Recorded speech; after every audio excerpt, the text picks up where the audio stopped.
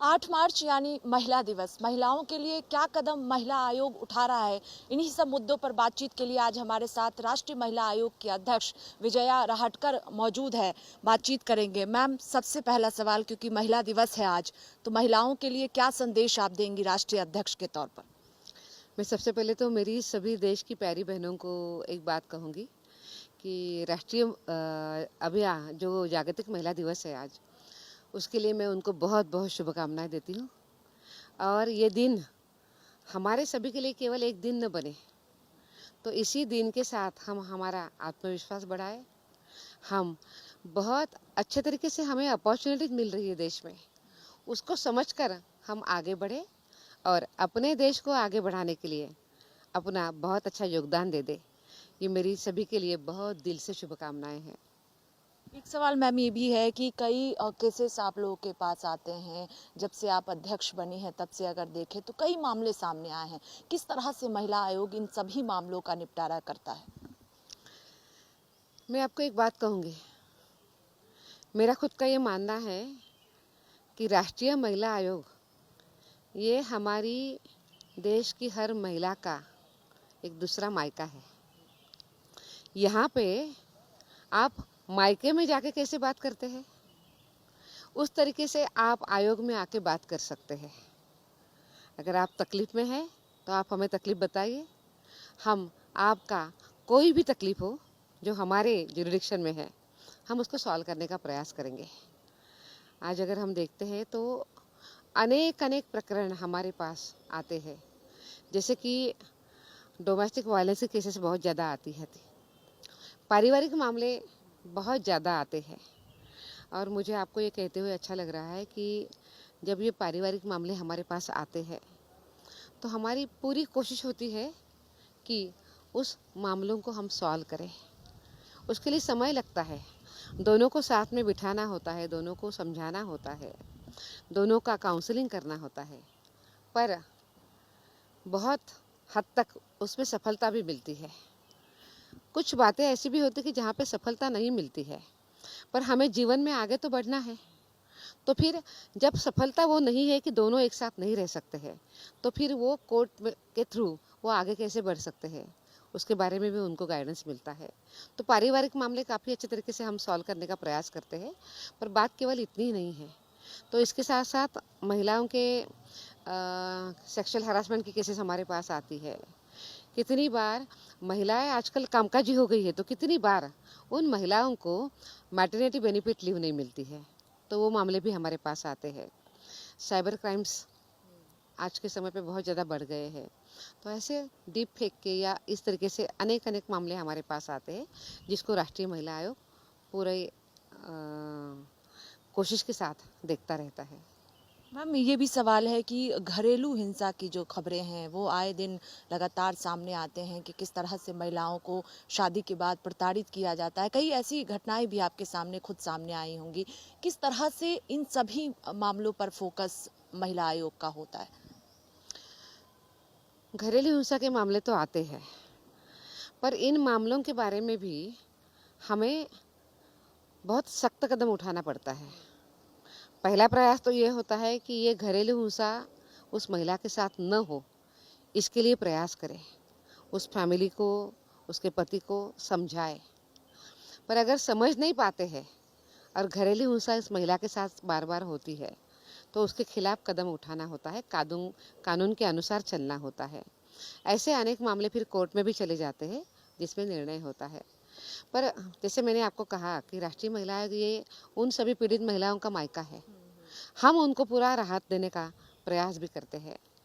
पर मैं आपको एक बात ये भी कहूँगी कि जैसे घरेलू हिंसा के या पारिवारिक मामले बहुत ज़्यादा सामने आने हम देख रहे हैं, इसको हमें और एक अलग नज़र से देखने की ज़रूरत है। कानून है, कानून अपना काम कर रहा है, पर हर चीज़ केवल कानून से नहीं बनती है। आपका मन क्या कहता है, आपके पास कितनी समझ है, आप एक दूसरे के साथ किस तरीके से व्यवहार करते हैं, उसी के ऊपर भी ये बहुत निर्भर है। अभी राष्ट्रीय महिला आयोग ने एक और प्रयास किया है कि हमारे यहाँ जब शादी होती है, तो शादी होने के पहले उन दोनों की, लड़का और लड़की, उन दोनों की शादी के मामले में उनकी समझ बढ़ जाए, इसके लिए भी हम कुछ प्रयास कर रहे हैं। केवल उन दोनों की समझ बढ़े ऐसी बात नहीं है, तो उनके परिवारों की भी समझ बढ़े। आज हम ये भी देखते हैं कि जब हमारे यहाँ शादियाँ होती है तो वो शादियाँ केवल रस्मों और केवल जेवर इसी में ही समझ जाती है, या अच्छा मेन्यू होना चाहिए, अच्छा जगह पे शादी होना चाहिए, अच्छा संगीत होना चाहिए, इसी के ऊपर बहुत ध्यान होता है। कोई गलत नहीं उसमें, पर उसी के साथ साथ जिन दो लोगों के लिए ये शादी हो रही है, दोनों ने एकत्रित रहना है, वो दोनों अच्छे कैसे रह सकते हैं, उनके साथ साथ उन दोनों के परिवार, उनकी एक्सटेंडेड फैमिली भी मिलके कैसे रह सकती है, इसके बारे में हम बहुत सोच ही नहीं रहे हैं। जबकि इसके पहले के समय पे हम ये काम करते थे, हमारे घर से ही ये गाइडेंस मिलता था। पर आज हम देख रहे हैं कि हमारी फैमिली सिस्टम भी बहुत पतली हो गई है, बहुत छोटी छोटी फैमिलीज अभी हो गई है, तो ये नहीं संभव हो पा रहा है।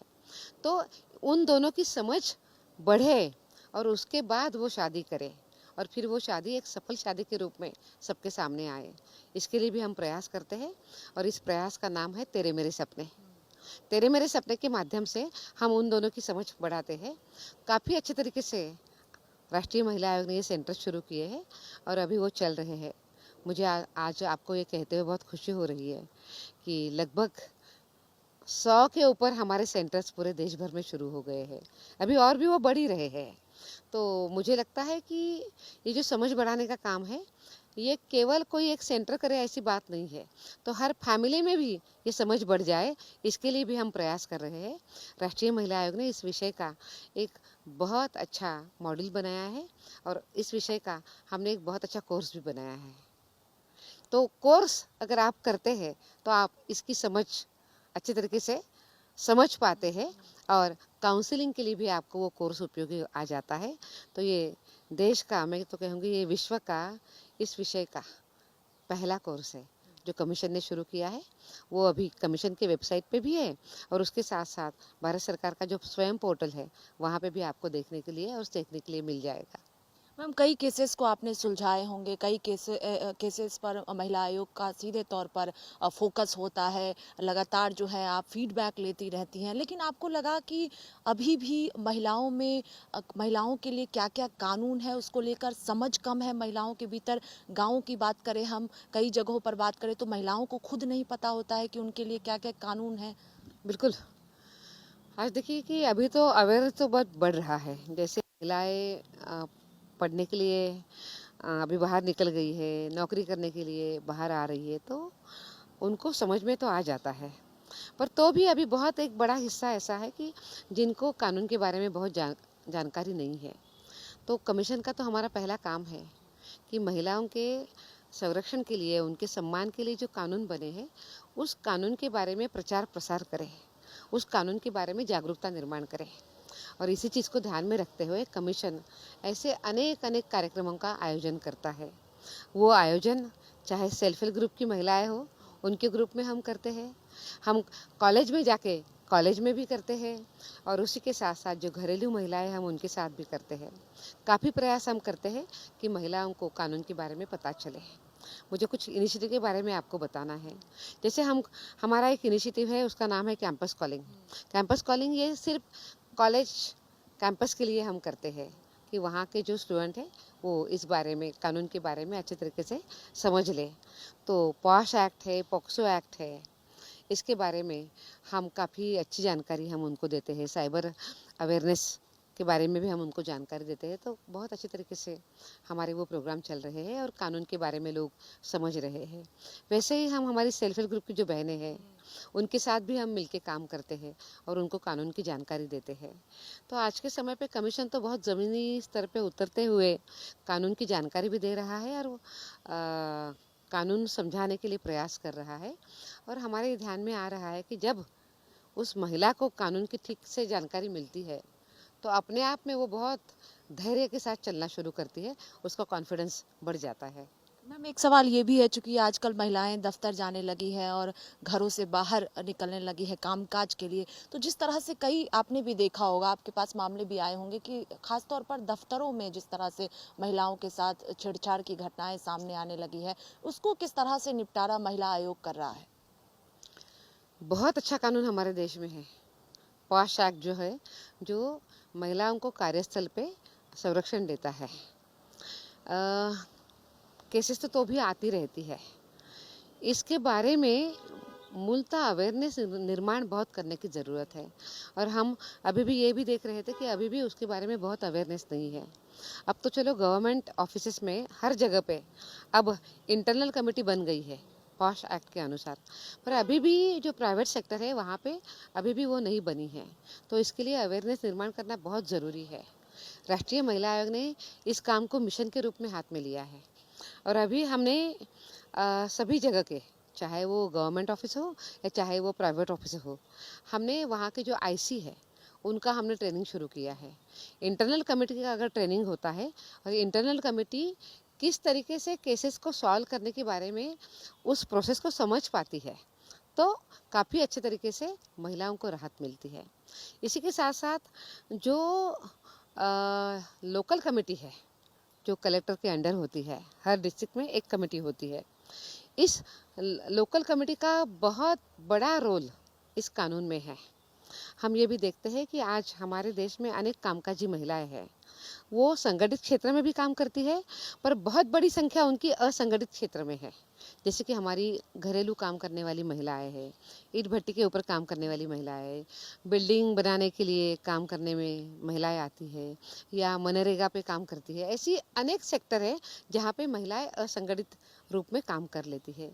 उनके संरक्षण के लिए लोकल कमेटी है, तो लोकल कमेटी का भी ट्रेनिंग करना बहुत ज़रूरी है। राष्ट्रीय महिला आयोग ने यह तय किया है कि देश के हर एक डिस्ट्रिक्ट की लोकल कमेटी का हम ट्रेनिंग करेंगे, और आज हमने वो उस प्रयास को हमने जारी रखा है, हमने शुरू किया है। गत 5-6 महीने में हमने इस प्रयास को हमने शुरू किया है, और मुझे आपको ये कहते हुए अच्छा लग रहा है कि हमने अभी तक 200 डिस्ट्रिक्ट के लोकल कमेटी का हमने पॉश का ट्रेनिंग पूरा कर चुके हैं, और बाकी तो गवर्नमेंट ऑफिस का तो बहुत अच्छे तरीके से हमने ये प्रयास किया है। तो हमारा ये एक बहुत कोर काम है, और अच्छे तरीके से हम इसी को लेकर आगे बढ़ रहे हैं। हर स्टेट में जाते हुए हम पॉश का ट्रेनिंग कर रहे हैं। मैम कई बार ऐसी शिकायतें आती हैं कि महिला आयोग जो है वो मामले का निपटारा जल्दी से हो सके, त्वरित कार्रवाई हो सके, उसके लिए कोई जो है वो पहल करे। आपको लगता है कि कई ऐसे मामले होते हैं जिसका निपटारा जल्द से जल्द हो, ये महिला आयोग खुद सोचता है और उसका एक्शन हो सके, उसको लेकर भी कोई प्लान महिला आयोग के पास? हम बहुत सोचते हैं उस विषय पे। देखिए, अगर जो महिला पीड़ित है उसको तुरंत न्याय नहीं मिल पाता है, तो उसको न्याय न देने के बराबर है। इसीलिए हमारी कोशिश हमेशा ये रहती है कि उस महिला को जल्द से जल्द न्याय मिले। हमने उसके लिए काफ़ी प्रयास किया है। हम राष्ट्रीय महिला आयोग के पास रोज़ कंप्लेंट जो रजिस्टर होती है, वो हमने अभी हमारा बहुत अच्छा MIS बन गया है। हमारा जो सॉफ्टवेयर है उसमें काफ़ी अच्छे तरीके से हम उस कंप्लेंट को देख पाते हैं, और उसको हम तुरंत कैटेगराइज भी कर पाते हैं। आगे चल के उसकी प्रोसेस भी बहुत जल्दी हो जाती है। तो एक बहुत बड़ा कदम हमने इसके लिए उठाया है। कमीशन के ऑफिस में रोज़ लगातार तो केसेस की हियरिंग होती है, पर इसके अलावा हमने इस केसेस की गंभीरता देखते हुए हमने तय किया कि हम जन सुनवाई भी करेंगे। देश के हर कोने से हमारे पास कंप्लेंट आती है, पर वो महिला हमारे तक आने के लिए सक्षम नहीं होती है, दिल्ली तक नहीं आ पाती है। तो कितनी बार बात ही नहीं हो पाती है, तो थोड़ा समय भी लग सकता है। इसलिए फिर हमने ये तय किया कि अगर वो हमारे पास नहीं आ सकती है तो हम उनके पास जाएंगे।